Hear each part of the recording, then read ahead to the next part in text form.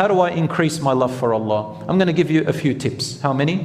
1, 2, 3, 4, 5.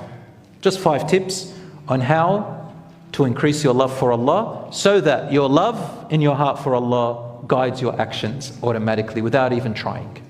Number 1, since you're all internet savvy? Is that what you say? Yeah. So you go on internet, go on Google and write Allah loves, and see what comes up. You're going to get at least 13 things that Allah loves. Try to work on them. Then type Allah hates. You're going to get a list. Try to work on detaching from them. And watch how your love for Allah will increase. Number 2, increase your regular dhikr. Do you know what dhikr is? Remembrance of Allah. Remembrance of Allah is in the heart and the tongue. Some people say, when they pray, for example, and they recite Quran in their salat, that's called dhikr. Or they say, Subhan Rabbil Azim, that's called dhikr. But they don't move their mouth. They just say it with their heart. No, you have to say it with your mouth. Number 1, it's the sunnah of the Prophet ﷺ, and it's an obligation. Just like if you don't swear with your mouth or lie with your mouth, you will not get sinned. It stays in here. Same, if you think of something good, then say it. Dhikr, then it will count. And there's something about the connection between the mouth and the heart, by the way, when you say it to yourself. When you love someone, you always mention them. You always text them. Isn't that correct? You'll call them. You like to see them because you're remembering. How do you remember Allah when you don't see Him or perceive Him? Through these words, dhikr, that are special to Him. Number 3, do your prayers on time as much as you can. You might miss here and there a few prayers doing half an hour later. Try to do them on time. Here's one thing.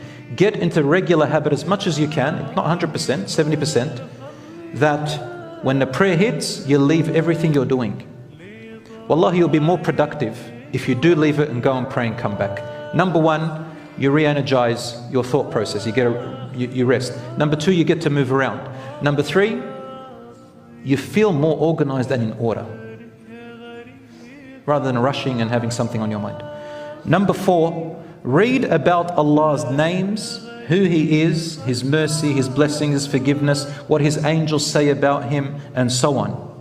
You'll fall in love with His names, and you'll fall in love with some names more than the others. Some people get more of an attachment to some names more than others. And this is how you start to create a relationship with you and Allah. The Google has a lot of information about it. And lastly, number 5, you must recite the Quran every day. The words of Allah is your speech with Allah.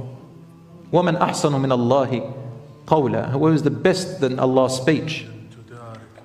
Recite the Quran. If you don't know how to recite it in Arabic, recite the ones you've memorized. Recite Al-Fatiha. One Sahabi companion, he used to recite Qul huwallahu ahad in his prayer. Always, like no matter what he recited Fatiha, another surah, but he'll always say Qul huwallahu ahad in the first 2 rakahs. The angel told Rasulullah that you have a companion here who is infatuated, this is halal infatuation, with Qul huwallahu ahad. Ask him why. So he comes up, says, who is that keeps reciting Al-Ikhlas? Said, me, Ya Rasulullah. Have I done anything wrong? He goes, no, you've actually hit the nail, in other words. But that can only happen at the time of the Prophet ﷺ. He said, you recited Al-Ikhlas. He says, why? He says, I love it, Ya Rasulullah. I love Al-Ikhlas.